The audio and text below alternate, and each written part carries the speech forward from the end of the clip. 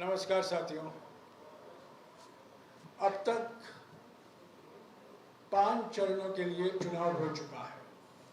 428 सीटों में चुनाव हो चुका है और कल 98 सीटों में चुनाव होगा। पहले 2 चरण के बाद ही जो चुनाव 19 अप्रैल और 27 अप्रैल को हुए थे, पहले 2 चरण के बाद ही ये बिल्कुल स्पष्ट हो गया था कि दक्षिण भारत में बीजेपी साफ और उत्तर, पश्चिम और पूर्वी भारत में बीजेपी हाफ। मैं ये क्यों कह रहा हूँ? इसलिए कि एक तो जो हमें जानकारी मिल रही थी हमारे संगठन के कार्यकर्ताओं से, नागरिक संस्थाओं से, अलग अलग लोगों से जो राजनीति में विशेष दिलचस्पी रखते हैं, उनसे जो हमें जानकारी हम हासिल कर रहे थे कि कांग्रेस पार्टी का प्रदर्शन, कांग्रेस पार्टी के इंडिया जनबंधन पार्टियों का प्रदर्शन इस बार बहुत मजबूत है 2019 की तुलना में। और दूसरी बात, 19 तारीख के बाद निवर्तमान प्रधानमंत्री के भाषा में, उनके प्रचार में बहुत बदलाव आया, जिसका मैं कुछ जिक्र करने वाला हूं। तो पहले 2 चरण के बाद ही ये तय हो गया कि कांग्रेस पार्टी को और इंडिया जनबंधन की पार्टियों को स्पष्ट और निर्णायक जनादेश मिलने वाला है 4 जून को। इसीलिए 19 तारीख से लेकर मैं हमेशा नरेंद्र मोदी जी को निवर्तमान प्रधानमंत्री का नाम से मैं पुकार रहा हूं। इसमें कोई शक नहीं है कि 2019 के तुलना में जिन राज्यों में कांग्रेस पार्टी का बिल्कुल सफाया हुआ था, मिसाल के तौर से राजस्थान, मध्य प्रदेश, छत्तीसगढ़, कर्नाटका, तेलंगाना, बिहार, उत्तर प्रदेश और महाराष्ट्र, इन राज्यों में 2019 में बिल्कुल हमारा सफाया हो गया था। पर इस बार जिस उत्साह के साथ लोग आए हैं, अपना मत दिया है और अपनी नाराजगी प्रकट की है चुपचाप तरीके से, ये हमें विश्वास दिलाता है कि हमें जनादेश मिलने वाला है। और ये जनादेश स्पष्ट और निर्णायक जनादेश होगा इंडिया जनबंधन की पार्टियों के लिए। दूसरी बात, जो मुद्दों को लेकर हमने अपनी रणनीति तैयार की थी, जो हमारा चुनाव प्रचार था, ये पहले भारत जोड़ो यात्रा के समय और बाद में भारत जोड़ो न्याय यात्रा के समय ये तय किया गया था। हमारे 5 न्याय हमने जनता के समक्ष रखा: नारी न्याय, युवा न्याय, किसान न्याय, श्रमिक न्याय और हिस्सेदारी न्याय। और हर एक न्याय को लेकर हमने 5 गारंटियां दी, यानी कि 5 न्याय 25 गारंटी का कार्यक्रम का एजेंडा हमारा था, जो हमने और हमारे नेताओं ने प्रचार किया इस चुनाव अभियान में। खास तौर से क्योंकि अभी चुनाव हरियाणा और पंजाब में भी होने वाले हैं, मैं खास तौर से किसान न्याय का जिक्र करना चाहता हूं, क्योंकि किसान इन 2 राज्यों की रीढ़ की हड्डी हैं। और ऐसे तो सारा देश कृषि प्रधान देश है, पर खास तौर से जहां चुनाव होने वाले हैं, उत्तर प्रदेश, बिहार और विशेष तरीके से हरियाणा और पंजाब में, किसान न्याय को लेकर हम ये कह रहे हैं कि पिछले 10 साल में जो किसानों को पीड़ा पहुंचाया गया है, जो अन्याय और अत्याचार किसानों पर हुआ है, जो किसान आंदोलन के समय सारा देश गवाह था, उससे मुक्ति पाने के लिए हमने किसान न्याय को लेकर 5 गारंटियां दी। मैं सिर्फ दो गारंटियों का जिक्र करूंगा। पहला गारंटी यह है कि हमने वादा किया है कि एमएसपी को हम कानूनी दर्जा देंगे, यानी कि न्यूनतम समर्थन मूल्य जो 24 कृषि पदार्थों पर लागू किया जाता है, जो कृषि उत्पादन किया जाता है, 24 ऐसे कमोडिटीज हैं जिनके लिए एमएसपी घोषित की जाती है, और हमने ये वादा किया है कि एमएसपी के लिए एक विशेष कानून बनाया जाएगा और स्वामीनाथन आयोग की सिफारिशों के आधार पर संपूर्ण खेती की लागत और उसको 1.5 गुना बढ़ाकर उस स्तर पर एमएसपी हम तय करेंगे। और दूसरी बात जो हमने गारंटी दी है कि पिछले 10 साल में हमारे निवर्तमान प्रधानमंत्री ने अपने खास दोस्तों 21 पूंजीपतियों का 16 लाख करोड़ रुपया कर्जा माफ किया है। 16 लाख करोड़ रुपया, पर किसानों का 1 रुपया कर्जा भी नहीं माफ हुआ है। 2008 में डॉक्टर मनमोहन सिंह जी की नेतृत्व में 72,000 करोड़ रुपया कर्जा माफ किया गया था और हमने ये गारंटी दी है कि इस बार कर्जा माफ हम करेंगे, किसानों का कर्जा माफ होगा।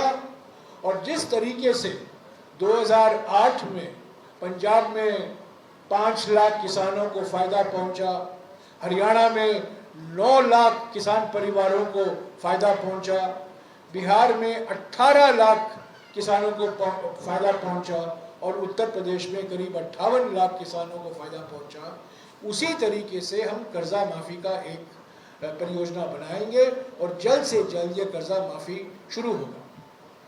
अभी अभी 3 या 4 दिन पहले केंद्र सरकार की ओर से एक खत गया है सारे राज्यों के मुख्य सचिवों को कि जो किसान पराली जलाते हैं उनको एमएसपी नहीं देना चाहिए। हमने इसका कड़ा विरोध किया है।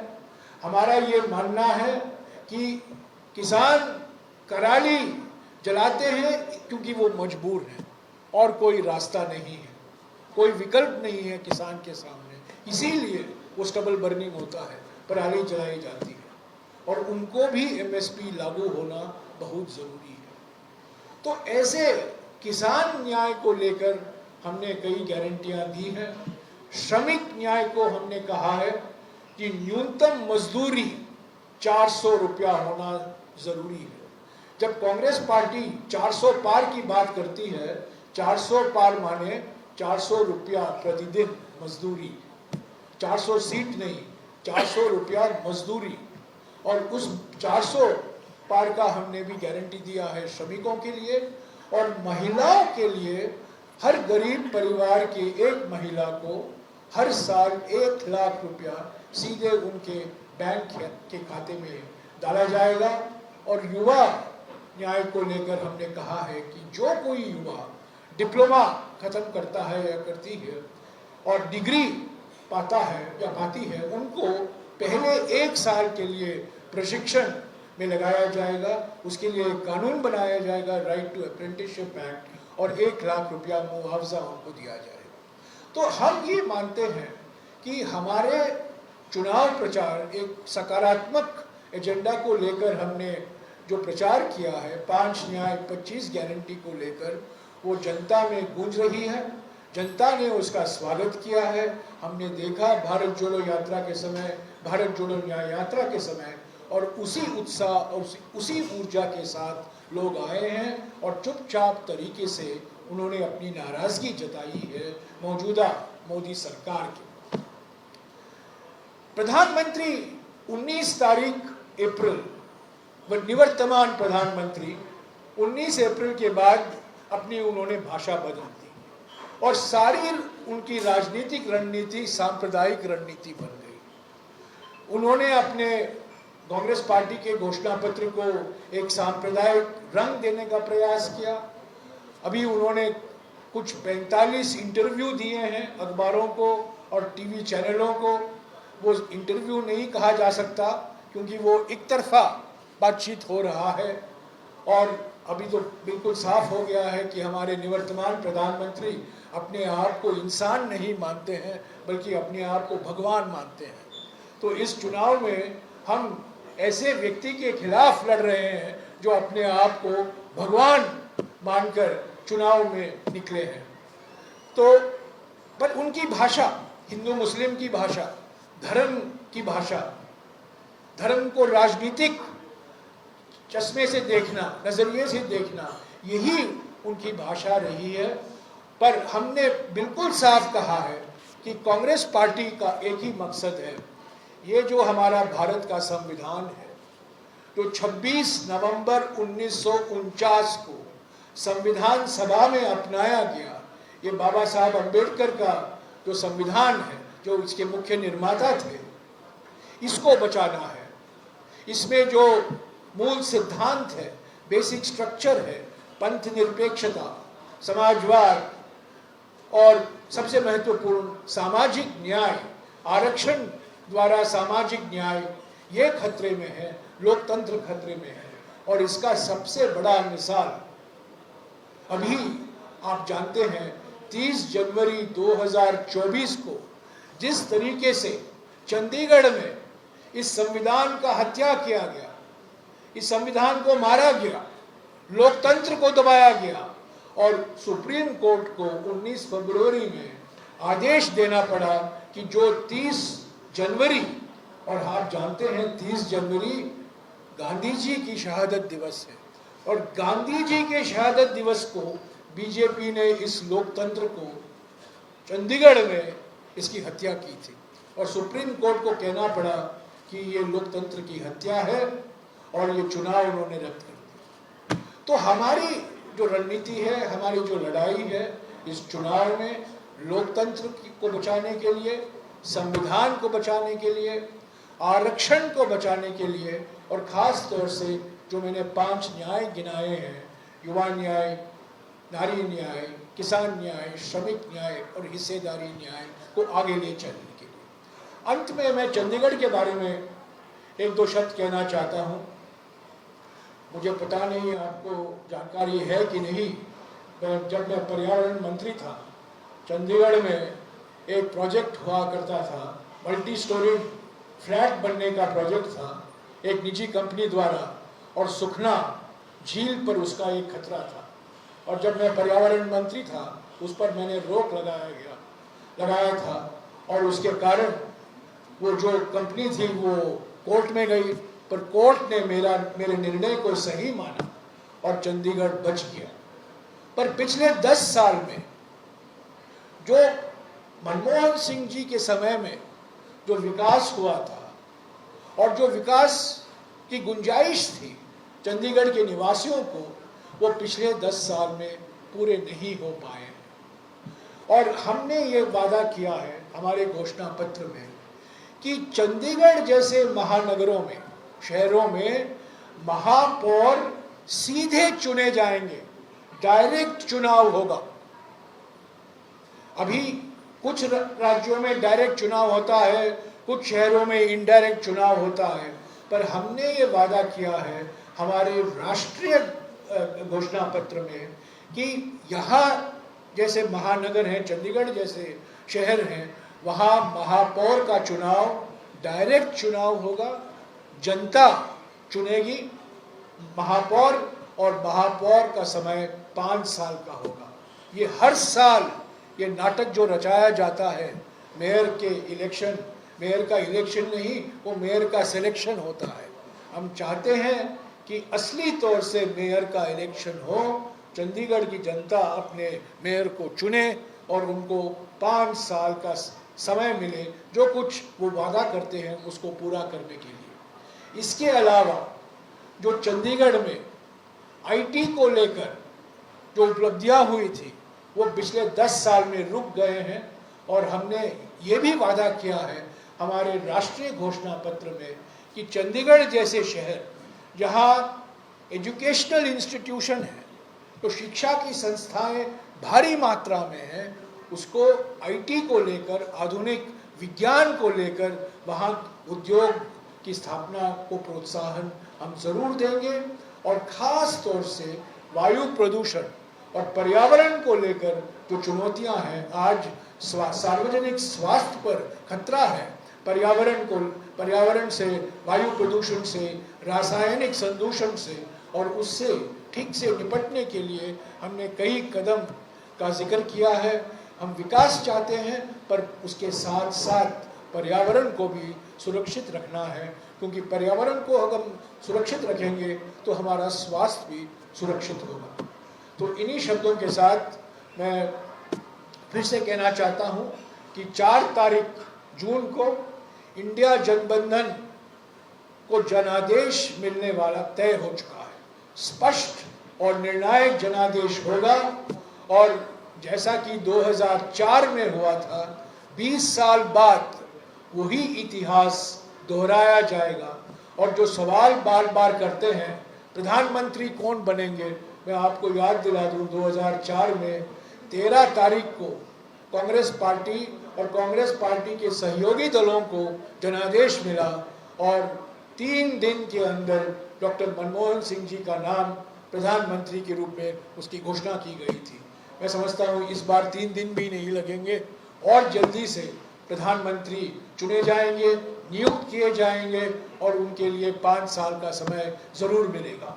हमारे देश में चुनाव सौंदर्य के प्रतियोगिता नहीं होते हैं, ब्यूटी कॉन्टेस्ट नहीं होता है हमारे देश में।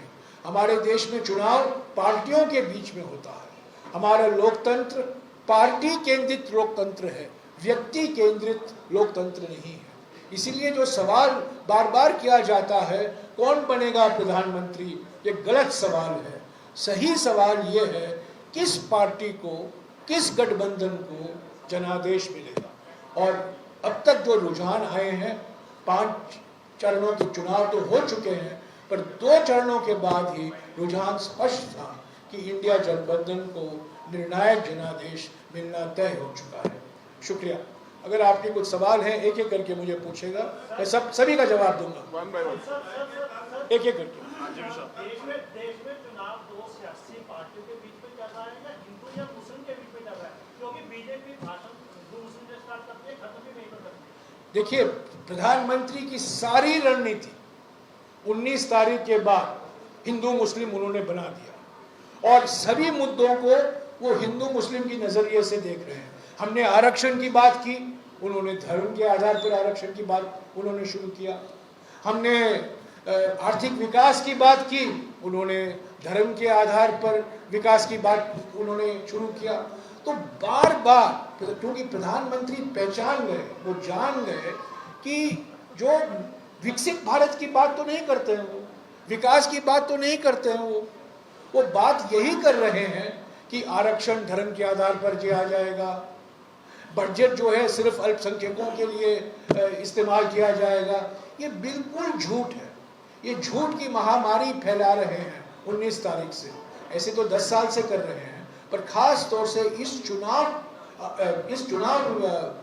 अभियान में, अपने प्रचार अभियान जो है पिछले 1 महीने से, वो बार बार सिर्फ सांप्रदायिक नजरिए से ये चुनाव लड़ रहे हैं।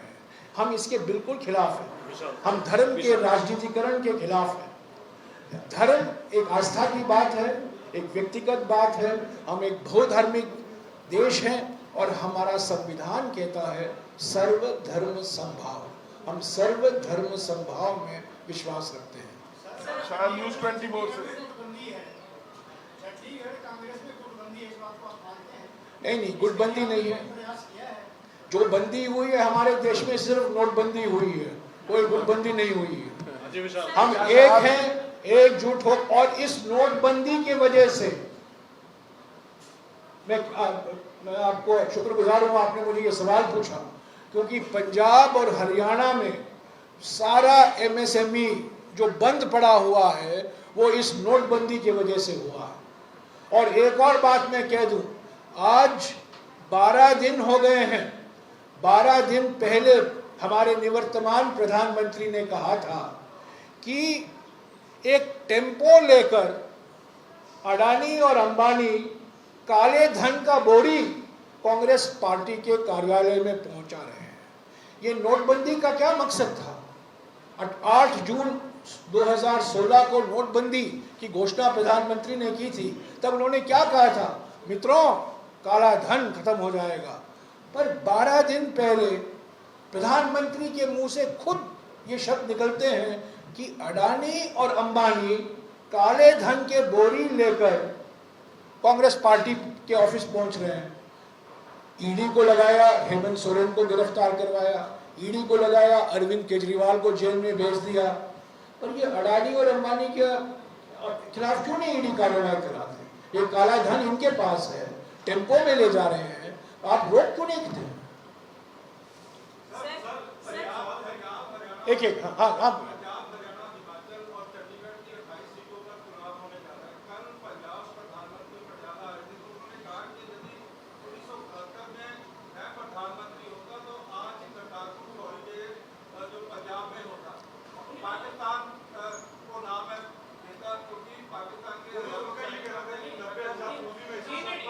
प्रधानमंत्री चुनाव में बहुत कुछ दावे करते रहते हैं। मैं सभी दावों के बारे में कोई टिप्पणी नहीं करने वाला हूँ। 1971 में क्या हुआ सब लोग जानते हैं। 2 देश, एक पाकिस्तान था और एक बांग्लादेश उभर कर आया, और सब लोग जानते हैं ये हमारी सेना के त्याग से हुआ, बलिदान से हुआ, उनके वीरता से हुआ। और प्रधानमंत्री कौन थी उस समय? इंदिरा गांधी थी। हमारे निवर्तमान प्रधानमंत्री तब क्या कर रहे थे मुझे पता नहीं। तो ऐसी दुनिया भर की बातें बोलते रहते हैं, सभी बातों का उस पर मैं नहीं कुछ बोलने वाला हूँ। और पर एक और मिसाल है ये प्रधानमंत्री का, जो बार बार धर्म को लेकर ये मुद्दा लेते हैं और अपनी चुनाव प्रचार को एक धार्मिक या सांप्रदायिक रंग देने का कोशिश करते हैं। ये एक और मिसाल है।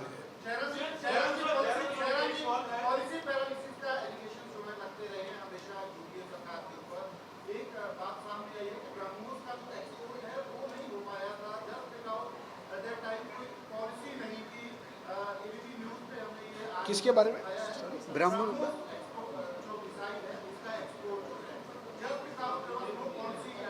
अरे, मिसाइल का एक्सपोर्ट तब होगा जब मिसाइल का प्रोडक्शन होगा। मिसाइल का प्रोडक्शन की शुरुआत के बाद ही निर्यात हो सकता है। और सारे पब्लिक सेक्टर कंपनियां, सारे एयरपोर्ट बेचे गए हैं, एक पूंजीपति दोस्त खरीदा है। सारे बंदरगाह बेचे गए हैं, एक पूंजीपति दोस्त खरीदा है। आप देखिए ना, पिछले 10 साल में जो हमारी सार्वजनिक संपत्तियां थी, जो पिछले 70 साल में बनाए गए थे, इस्पात के कारखाने, फर्टिलाइजर के फैक्ट्री, अभी यहाँ देखिए NFL के 2 फैक्ट्री हैं, पानीपत में और बठिंडा में, जो 40 साल पहले रखाए गए थे, उसका भी निजीकरण होने वाला है। तो सारा पब्लिक सेक्टर जो बेचा जा रहा है, और ये प्रधानमंत्री बोल रहे हैं कि अब मैं मिसाइल एक्सपोर्ट कर रहा हूँ। यहाँ क्या कर रहे हैं वो बताइए ना। आप MSP का वादा करते हैं किसानों को। 3 साल पहले आपने ड्रोन से किसानों पर आंसू के गैस फोड़े, 700 किसान मारे गए, शहीद हुए। उनके बारे में तो कुछ नहीं बोलते हैं, पर मिसाइल की एक्सपोर्ट की बात करते हैं। जब वो 3 काले कानून वापस लिए, तब उन्होंने किसान संगठनों को वादे किए थे ना, MSP का कानूनी दर्जा दिया जाएगा। नहीं, MSP का कानूनी दर्जा नहीं दिया जाएगा, मिसाइल का एक्सपोर्ट होगा। उन्होंने ये भी कहा था कर्जा माफी होगा। नहीं, कर्जा माफी नहीं होगा, मिसाइल का एक्सपोर्ट होगा। ये तो प्रधानमंत्री तो क्या किस दुनिया में रह रहे हैं? पर प्रधानमंत्री, ये निवर्तमान प्रधानमंत्री बेमिसाल है, क्योंकि वो भगवान है, वो इंसान नहीं है। आप पूछ चुके हैं, एक मिनट प्लीज, एक बार आप एक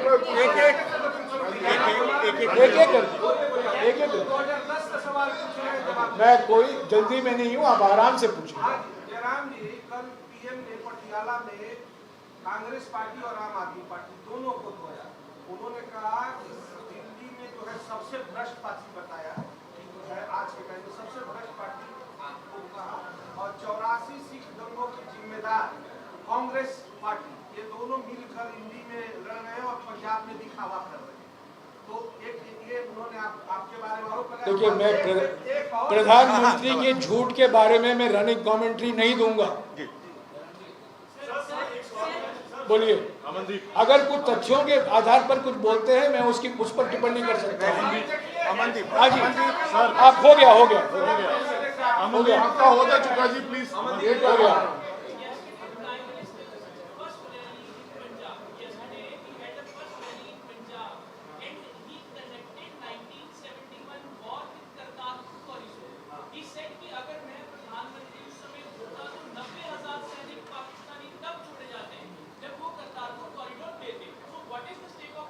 No, I don't have to. I am not obligated to respond to every outrageous comment of a prime minister. I am not obligated to respond to all these charges. शांति से सवाल It has nothing to do. It has nothing.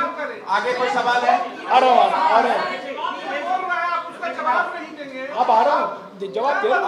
मैं जवाब दे रहा हूँ। मैं जवाब दे रहा हूँ। आप थोड़ा शांत रहेंगे मैं जवाब दे रहा हूँ।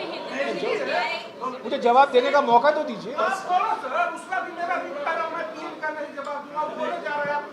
आप लड़ क्यों रहे हो अगला सवाल मैं उनका जवाब तो दूं, उनका जवाब तो दूं, एक एक करके, का सवाल का जवाब सर एक एक करके जवाब तो दूं। आप लोग तय कर लीजिए किसका जवाब दूं।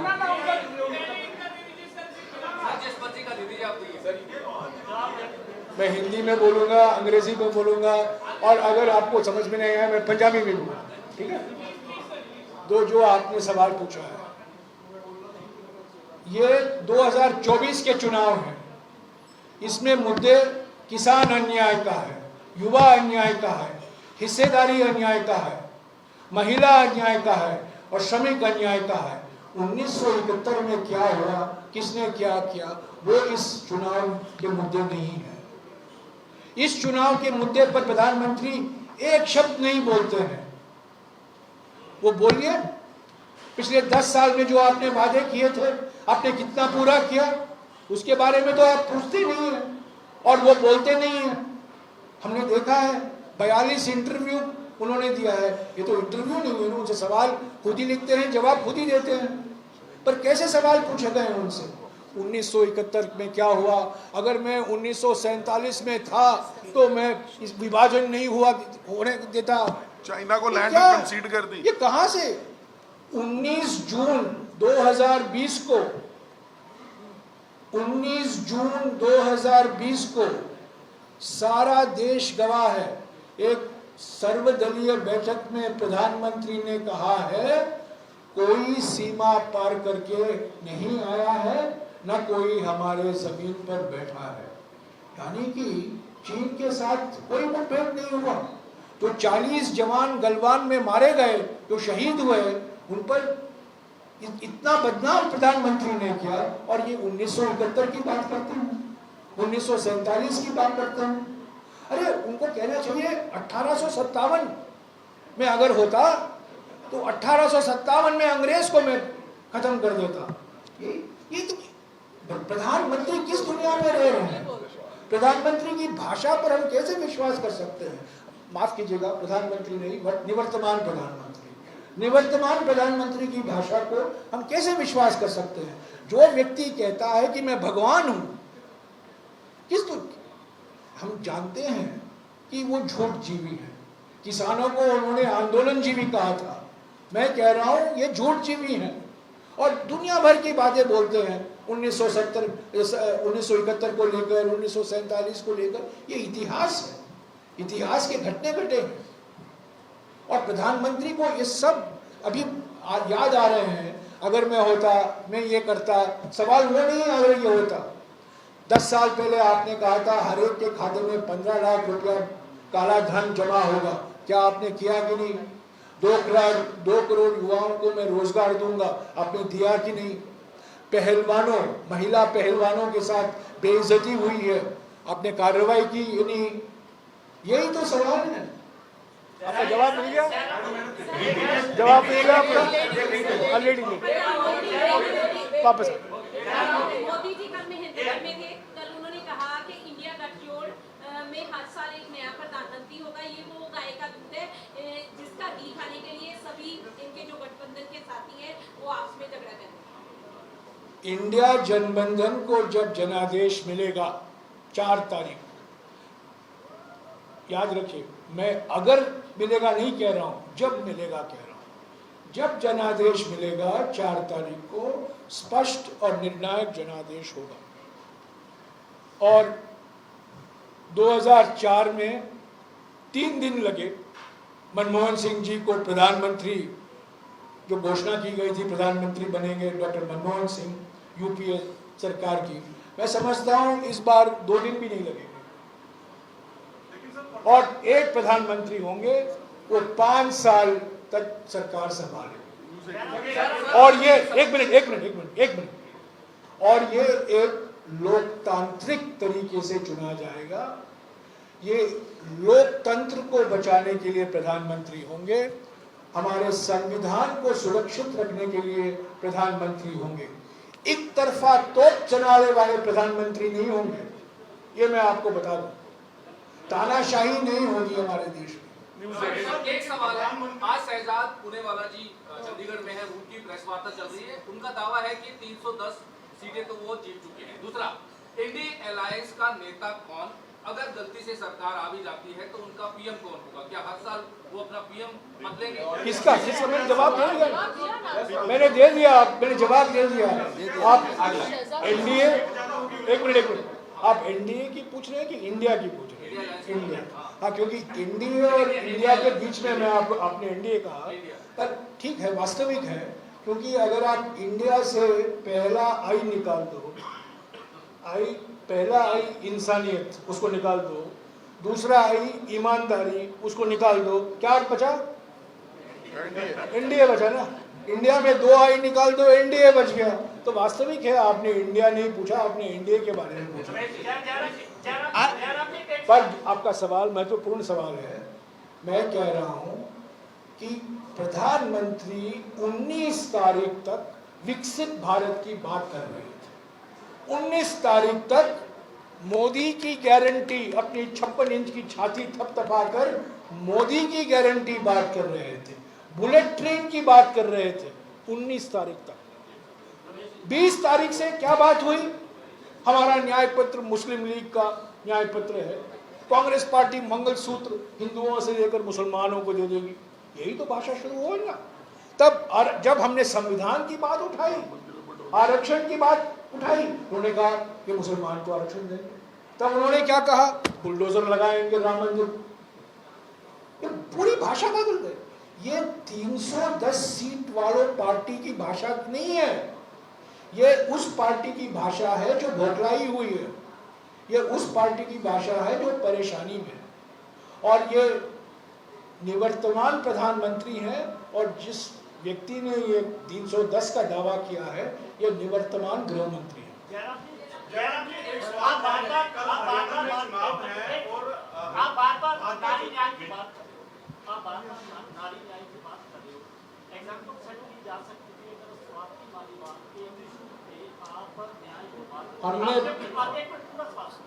मैं सवाल जानता हूँ यार, आपका सवाल क्या जानता हूँ मैं, सवाल जानता हूँ, मैंने बार बार कह चुका हूँ, जो जांच हो रही है निष्पक्ष जांच होनी चाहिए, और जो कोई गुनहगार है, जो कोई साबित किया जाता है, जांच के बाद कार्रवाई करनी है, की जानी चाहिए। पर वही जो सवाल हमसे ये पूछ रहे हैं, ये प्रज्वल रेवन्ना के बारे में क्यों नहीं कहते? डिप्लोमेटिक पासपोर्ट लेकर वो भगोड़ा बन गया है, उसके बारे में तो प्रधानमंत्री कुछ बोलते नहीं। विजय माल्या के बारे में कुछ नहीं बोलते, नीरव मोदी के बारे में कुछ नहीं बोलते। अभी तो प्रज्वल रेवन्ना कैसे इल्जाम लगाए हैं उनके ऊपर, चार्जशीट है, उनके पिताजी को गिरफ्तार किया गया है, डिप्लोमेटिक पासपोर्ट लेकर वो भाग गए हैं, और ये बिल्कुल प्रधानमंत्री के जानकारी में है।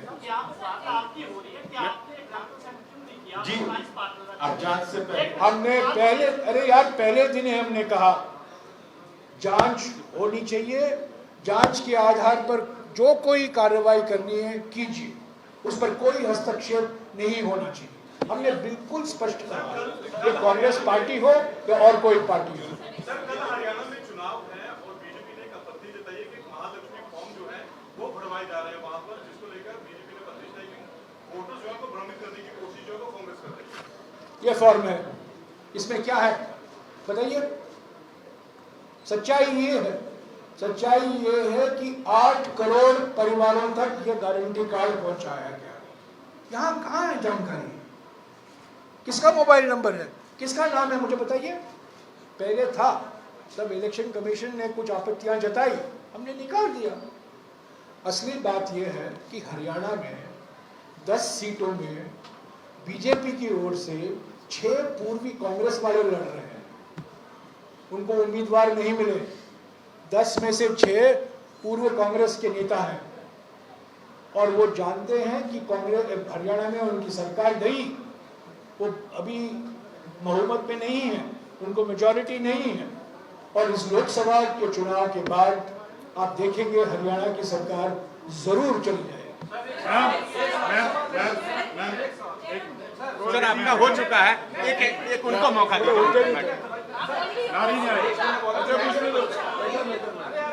हाँ अब शांत होकर नेक्स्ट कल एक टीवी चैनल पे एक शो हुआ, बड़ा लंबा, हमने भी देखा। उसी पर सवाल है, मोदी जी बोले उसमें, उन्होंने बोला कि मैं सबसे सीनियर वर्ल्ड में लीडर हो गया, सबसे सीनियर, और तीसरी बार जब मैं प्रधानमंत्री बनूंगा तो मतलब विश्व में सबसे ये बड़ा, मतलब इस तरह कल बोले। इस पर क्या कहें ये बिना मतलब की बातें बोलते रहते हैं, दुनिया भर की। मैंने युद्ध बंद करा दिया, यूक्रेन में युद्ध मैंने बंद करा दिया, इस पर क्या बोल सकते हैं? ये बच्चों वाली बात है, सुपर सीनियर का सर्टिफिकेट इस पर इसको गंभीरता से नहीं ले सकते। ये तो बिल्कुल नाटकबाज, ड्रामेबाज है और झूठजीवी है। ये निवर्तमान प्रधानमंत्री गलती से भी सच नहीं बोल सकते। मैडम हाँ मैडम, एक मिनट।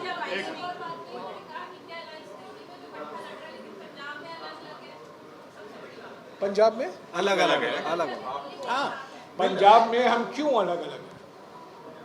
दिल्ली में हम एक होकर लड़ रहे हैं, ठीक है। हरियाणा में एक सीट हमने आम आदमी पार्टी को दिया है, गुजरात में भी 1-2 सीटों में अंडरस्टैंडिंग था, पर पंजाब में हम क्यों लड़ रहे हैं? पंजाब में इसलिए लड़ रहे हैं क्यों जनादेश हमें मिला था पंजाब की जनता से। विधानसभा के चुनाव के वक्त हमें विपक्ष में बैठने का जनादेश था।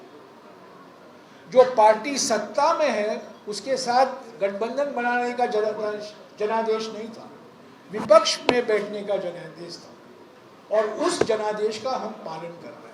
हम पंजाब में मुख्य विपक्ष की पार्टी हैं और उसी अवतार में, क्योंकि आजकल अवतारों का ज़माना है, इंसान भगवान के अवतार लेकर धरती पर उतरे हैं, तो हमारा अवतार जो है पंजाब में विपक्ष का अवतार है, सत्ता पक्ष का अवतार नहीं।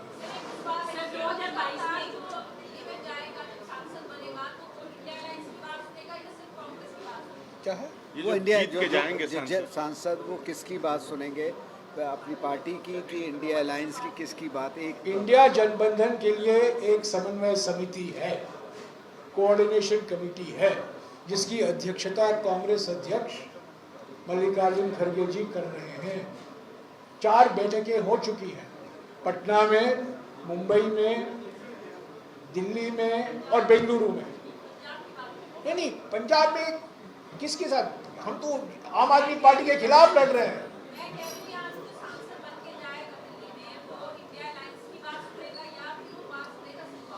जो सरकार बनेगी वो इंडिया जनबंधन की सरकार है, ठीक है। ये जो इंडिया जनबंधन है राष्ट्रीय चुनावों के लिए है, विधानसभा चुनावों के लिए नहीं।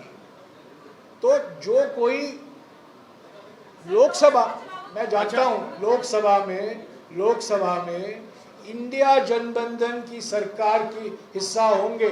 पंजाब से जो सांसद चुने जाएंगे वो कांग्रेस के सांसद हैं, पर कांग्रेस के सांसद लोकसभा में इंडिया जनबंधन की सरकार को समर्थन देंगे। सर का नहीं, हाँ बहुत अच्छा। आप बोलिए ना, बोलिए। कांग्रेस और बीजेपी में सिर्फ एक चीज का फर्क हो गया कि भाजपा रणनीति में आगे निकल गई। वो कैसे? कि उन्होंने शुरू में 700 का नारा दिया, 3 चरण तक आपने कुछ नहीं बोला, लेकिन जब आपको लगा कांग्रेस को भी 400 नारा देने के कारण वो गलत में जा रहे हैं, तो 3 चरण के बाद आपने कहना शुरू किया राहुल जी ने कि 150 से ऊपर नहीं जाएंगे, अखिलेश ने कह दिया 200 से ऊपर नहीं जाएंगे। तो क्या आपको लगा कि आपने रणनीति बाद में आपने पहले क्यों नहीं कहा कि 200 आ सकते हैं? 400 पार की नारा जब पहली बार लगाई गई थी प्रधानमंत्री की ओर से, निवर्तमान प्रधानमंत्री की ओर से, मैंने खुद कहा था, और 400 पार का असली मकसद क्या है? 400 पार का असली मकसद इस संविधान को बदलना है। और जब इस विचार को समर्थन मिला अलग अलग राज्यों में, राजस्थान में, महाराष्ट्र में, जहां पहले और दूसरे चरण में चुनाव हो रहे थे, तब उन्होंने 400 पार की बात ही बंद कर दी। असली बात तो यह है। 400 पार तो आपको लगा कि 400 का नारा देने के कारण वो जीत रहे हैं, तब 3 चरण के बाद आपने प्लानिंग करी कि 150 आ रही है, 200 आ रही है, कि लोगों को ये भार है, मतलब ये कहना चाह रहे हैं कि आपने रणनीति लेट करी। मैं आपको पहला नारा बीजेपी का क्या था? 400 पार। 400 पार के पीछे राज क्या था, हमने खुलासा किया। वो 400 पार बंद हो गए, वो 400 पार की बात नहीं कर रहे हैं अभी हिंदू मुस्लिम मंगलसूत्र, भैंस भूल गया। एक भैंस है कांग्रेस पार्टी, 2 भैंस है कांग्रेस पार्टी, 1 भैंस रह जाएगी। यही तो प्रधानमंत्री बाचा इस स्तर पर गिर चुके हैं, भैंस की बात बोल रहे हैं। इधर सर, राइट। कांग्रेस पार्टी ने नारा दिया कि लड़की हूँ लड़ सकती हूँ। उसके दौरान भी जितनी महिलाओं को टिकटी के मुकाबले मेयर पर्सन के काफी कम थी। आज की भी बात करें तो आज भी पंजाब की खासतौर पर बात करें तो वो महिलाओं, क्या कांग्रेस पार्टी के पास लड़ने के लिए महिलाएं कम है, जब बात दावों और वादों पर कम नहीं है, पर जब चुनाव के लिए उम्मीदवार सिलेक्ट किए जाते हैं, कई फैक्टर आते हैं। सीईसी में चर्चा होती है, और क्या वो उम्मीदवार के पास साधन है, क्या उम्मीदवार मजबूत तरीके से लड़ सकते हैं, इस पर चर्चा होती है। और जहां महिला कैंडिडेट है, महिलाओं को टिकट दिया गया है। अगर आप क्या मुझे पूछ रहे हैं कि ज़्यादा महिला को टिकट देना चाहिए था, मैं समझता हूं सभी पार्टियों को ये लागू होता है, सिर्फ कांग्रेस पार्टी पर लागू नहीं होता, ये सभी पार्टियों पर लागू होता है, सभी पार्टियों पर। सर आप इधर सर ऐसे सर, कैमरा है, आप वहाँ बैठ के पूछिए ना सर, आराम से। बार बार संविधान बचाने की बात करते हैं, सामाजिक न्याय की बात करते हैं, आरक्षण की बात करते हैं। मेरा एक सवाल यह है कि अगर कांग्रेस की सरकार आती है, आपकी इंडिया गठबंधन की सरकार आती है, आप पब्लिक सेक्टर को बचाएंगे कि प्राइवेट सेक्टर निजीकरण को बढ़ावा देंगे? ठीक। इनका सवाल बहुत महत्वपूर्ण सवाल है, बड़े उत्तेजित होकर उन्होंने ये सवाल किया। इस सवाल का जवाब मैं पहले दे चुका हूँ। कांग्रेस पार्टी निजीकरण के खिलाफ है। हम ये निजीकरण होने नहीं देंगे। जिस तरीके से पिछले 10 साल में एयरपोर्ट बेचे गए हैं, बंदरगाह बेचे गए हैं, इस्पात के कारखाने बेचने का प्रयास किया गया है, अलग अलग पब्लिक सेक्टर की फैक्ट्रियां बेचे गए हैं, और ख़ास तौर से 2 या 3 पूंजीपतियों को ये फ़ायदा मिला है। और इसके बाद इसका एक नतीजा है, जो आरक्षण है अनुसूचित जाति और अनुसूचित जनजाति के लिए, वो समाप्त हो चुका है, वो ख़त्म हो चुका है। तो हम इस अंध निजीकरण के खिलाफ है। इसका माने नहीं है कि हम निजी निवेश के पक्ष में नहीं हैं, हम निजी निवेश चाहते हैं, पर हम बैंकों का निजीकरण के खिलाफ है, रेलवे का निजीकरण के खिलाफ है, स्टील फैक्ट्री, फर्टिलाइज़र फैक्ट्री, सभी फैक्ट्रियों का निजीकरण के खिलाफ है। इसमें कोई शक नहीं होनी चाहिए। एक मिनट, इन्होंने आरक्षण की बात की, मैं एक सवाल करना चाहता हूँ। प्रधानमंत्री बार-बार, निवर्तमान प्रधानमंत्री बार-बार हम पर आरोप लगाते हैं कि हम आरक्षण को ख़त्म करना चाहते हैं। मैं मोदी जी से सिर्फ एक ही सवाल पूछना चाहता हूँ कि आज सुप्रीम कोर्ट ने 1992 में यह तय किया था कि SC, ST और OBC का आरक्षण 50% के ऊपर नहीं हो सकता, यानी कि 50% की सीमा रखी गई दलित, आदिवासी और OBC के आरक्षण के लिए। पर तमिलनाडु में 69% आरक्षण है SC, ST और OBC के लिए। और ये जो हमारा संविधान है सिर्फ तमिलनाडु का कानून को सुरक्षित करता है। नवी सूची में सिर्फ तमिलनाडु का कानून शामिल किया गया है। मेरा सवाल प्रधानमंत्री जी, निवर्तमान प्रधानमंत्री से यही है कि क्या आप ये 50% की सीमा बढ़ाएंगे कि नहीं? कांग्रेस पार्टी ने अपने गारंटी में कहा है, हिस्सेदारी न्याय को लेकर मैं पढ़ूंगा, संवैधानिक संशोधन द्वारा 50% सीमा हटाकर SC, ST और OBC को आरक्षण का पूरा हक देंगे। ये हमारा गारंटी है। इस पर निवर्तमान प्रधानमंत्री ने अब तक अपनी चुप्पी नहीं तोड़ी। हाँ जी, आ रहा हूँ। सॉरी, तमिलनाडु में उतना देंगे? नहीं, अलग अलग राज्यों में सीमा अलग अलग होती है। कुछ राज्यों में 75 तक जाता है, कुछ राज्यों में 80 तक जाता है। पर अगर आप नवी सूची देखें हमारे संविधान का 257 एंट्री, वो 257 एंट्री क्या कहता है? सिर्फ तमिलनाडु का कानून इसमें शामिल किया गया है।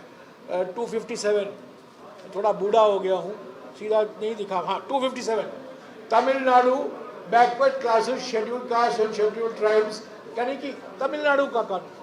तो 69% सुरक्षित है। अगर हरियाणा में 75% है, अगर पंजाब में मिसाल के तौर से 70% है, उसको भी सुरक्षित रखना चाहिए। तो सर इसका क्या होगा जो आप संविधान में कास्ट में सेंसस करवाने जा रही है? सही सवाल पूछा आपने, यही असली सवाल है। तो प्रधानमंत्री ने क्या कहा, टीवी इंटरव्यू में क्या कहा, 71 में क्या मैं करने वाला था, आपने सही सवाल पूछा। हमने हिस्सेदारी हक को लेकर गारंटी दी है कि हम हमारे देश में सामाजिक, आर्थिक, जाति जनगणना कराएंगे। सामाजिक, आर्थिक, जाति जनगणना कराएंगे। हमारे देश में कितने SC हैं, कितने ST हैं, कितने OBC हैं, ये सब जनगणना के माध्यम से जानकारी हासिल की जाएगी। सॉरी, नहीं, एक बारी जनगणना होने दीजिए, बाद में हमें यह तय करना होगा। ये संविधान के आधार पर SC और ST को आबादी के मुताबिक आरक्षण दिया जाता है, SC और ST को, और OBC को भी। पर जब आपके पास आबादी की गिनती ही नहीं है तो आरक्षण हवा में दे रहे हो ना, आरक्षण कोई ज़मीनी हकीकत पर नहीं दे रहे हो। अगर मिसाल के तौर से पंजाब में ये निकला कि 32% आबादी दलित है, तो 32% आरक्षण उनको मिलना चाहिए ना, वो नहीं मिल रहा है। तो जाति जनगणना कराना बहुत ज़रूरी है, गिनती करना बहुत ज़रूरी है, जिस पर निवर्तमान प्रधानमंत्री बिल्कुल चुप है, उन्होंने कुछ नहीं कहा है। पर कांग्रेस पार्टी ने कहा है सामाजिक और आर्थिक समानता के लिए हर व्यक्ति, हर वर्ग की गिनती की जाएगी। ये हमारी गारंटी है। और कुछ सवाल? हाँ जी, लास्ट क्वेश्चन।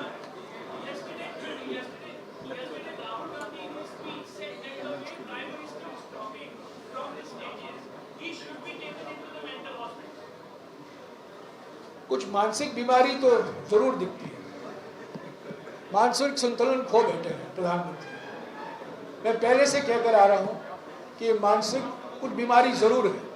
एक तो पहली बीमारी उनको पहले से ही थी कि गलती से भी सच नहीं बोल सकते थे, वो झूठ की बीमारी, झूठ की महामारी वो फैला रहे थे। पर उसके साथ साथ जो व्यक्ति कहता है मैं इंसान नहीं हूँ, मैं पैदा नहीं हुआ हूँ, भगवान ने मुझे यहाँ रखा है, तो कुछ जरूर गड़बड़ है। हाँ जी, लास्ट इशू आज अमर उजाला। बैठ के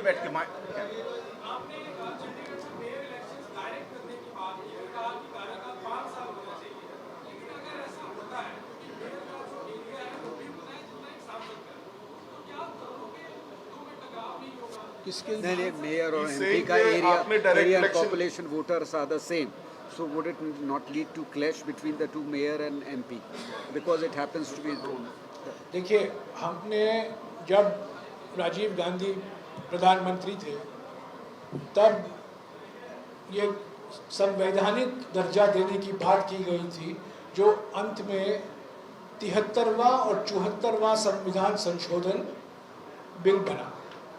74वां संशोधन बिल नगर पालिकाओं के लिए लागू होता है, मेयर इलेक्शन के लिए लागू होता है। हमने राज्यों पर छोड़ दिया। तो कुछ राज्य हैं, मिसाल के तौर से मैं आपको बताता हूँ, भोपाल में महापौर सीधे चुनाव किया जाता है और भोपाल के मेयर को 5 साल का टर्म मिलता है।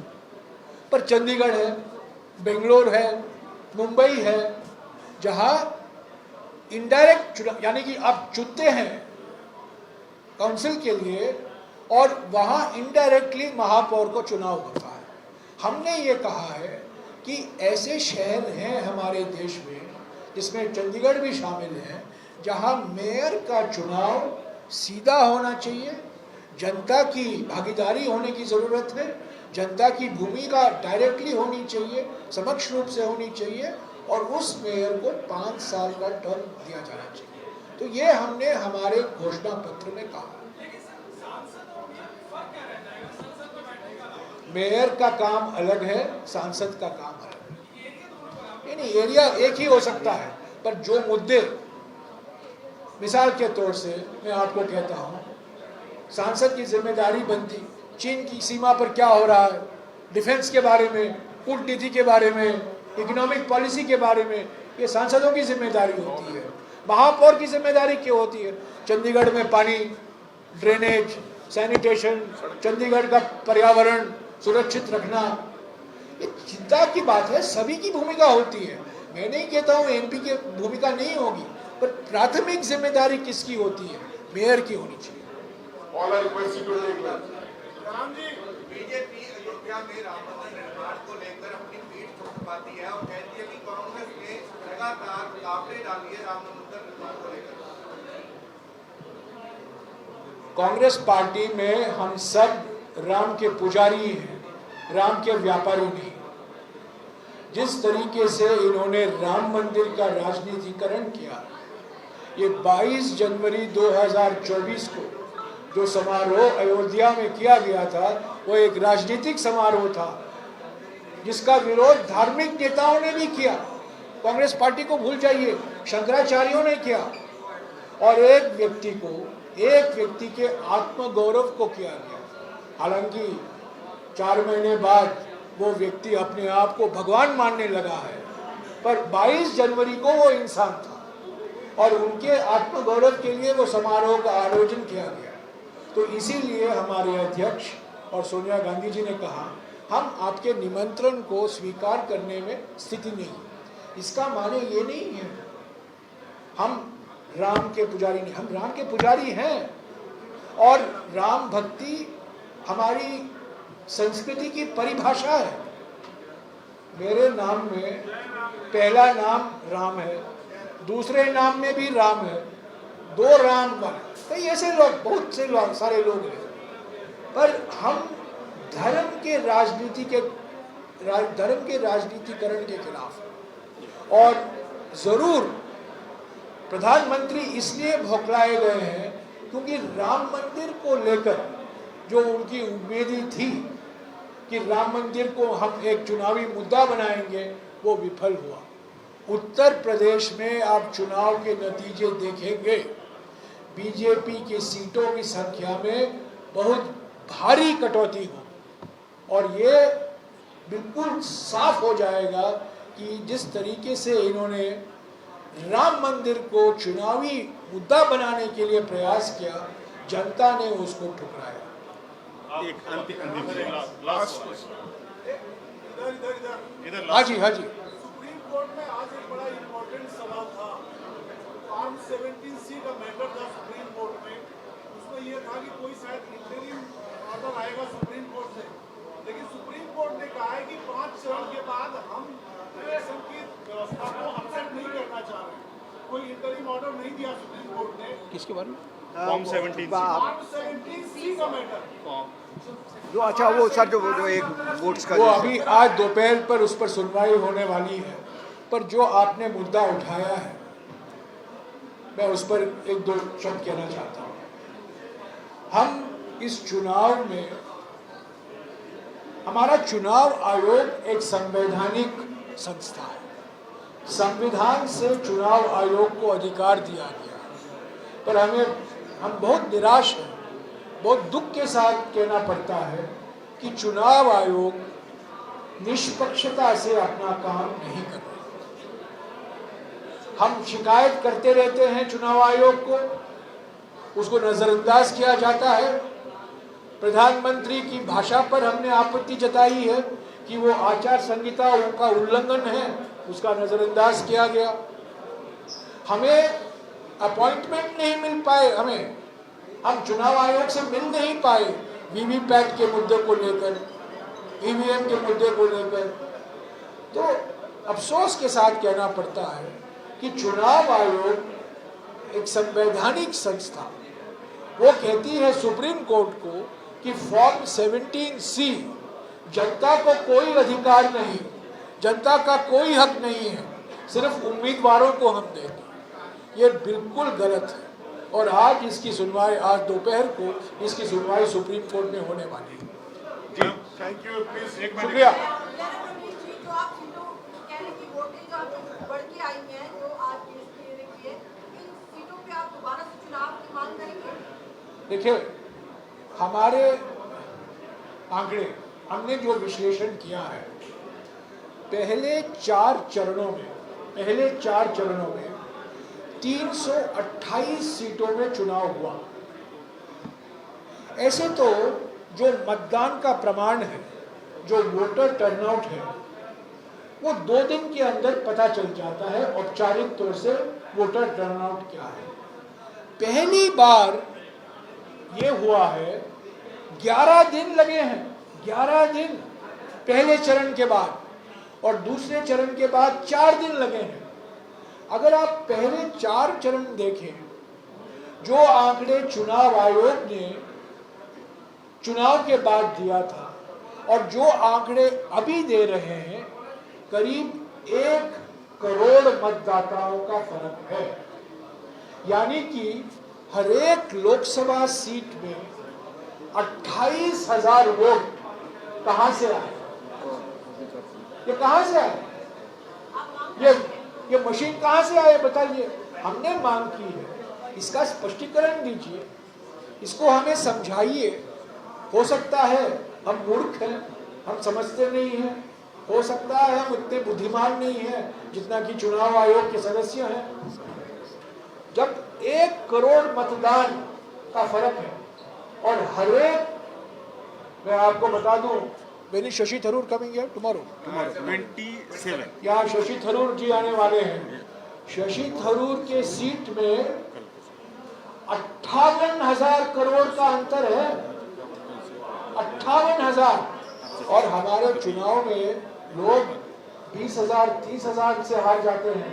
राहुल जी अमेठी 2019 में 45,000 वोट से हारे थे, कुछ लोग 20,000 वोट से हारे हैं, 10,000 वोट से हारे हैं।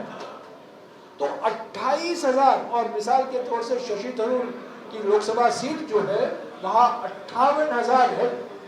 तो हमने मांग की है, इसका स्पष्टीकरण करिए, ये कैसे हुआ है, हमें समझाइए। कुछ गड़बड़ तो नहीं है, कुछ गोलमाल तो नहीं है, हमें विश्वास दिलाइए। अब तक चुनाव आयोग ने विश्वास नहीं दिलाया है, क्योंकि पारदर्शिता बिल्कुल नहीं है चुनाव आयोग के कामकाज। तो ऐसी स्थिति में कांग्रेस का स्टैंड क्या रहेगा? हम चुनाव का बहिष्कार तो नहीं कर सकते, हम सिर्फ चैनलों का बहिष्कार सकते हैं, चुनाव का बहिष्कार नहीं कर सकते। चुनाव का बहिष्कार नहीं करेंगे, छठा चरण होगा, सातवां चरण होगा, हम चुनाव में भाग लेंगे। हमें चुनाव के बाद हाईकोर्ट जाने का रास्ता तो है, और वो लंबा 10 साल लग सकते हैं, 15 साल लगते हैं। इसीलिए अभी जो सुप्रीम कोर्ट में सुनवाई हो रही है, आज दोपहर को वो एक नागरिक संस्था भी है, एसोसिएशन फॉर डेमोक्रेटिक रिफॉर्म्स, हम मांग करते रहें, दबाव हम बरकरार करें। धन्यवाद। फैसला सुप्रीम कोर्ट का भी एक फैसला आया है जिसमें जो चुनावों के दौरान अपनी वेबसाइट पर वोटर टर्न अपलोड करने की बात है उसको खारिज कर दिया है। चुनावियों का ये कहना है कि अभी 5 फेज के चुनाव हो चुके हैं और इसलिए उनके पास इतनी मैन पावर नहीं है कि उसको अपलोड कर सकें। ये सब बहाने हैं। अगर वो चाहते हैं वो 4-5 घंटे में ये कर सकते, ये सब बहाने हैं, ये सब बहाने हैं, ये सब अपलोड हो सकता है। हालांकि ये सारी जानकारी उम्मीदवारों के पास है, उम्मीदवारों के पास है, पर ये जानकारी पब्लिक के पास नहीं है। तो पब्लिक को पूरा अधिकार है एक लोकतंत्र में, वो फॉर्म 17C को डाउनलोड करने का अधिकार है। Thank you so much.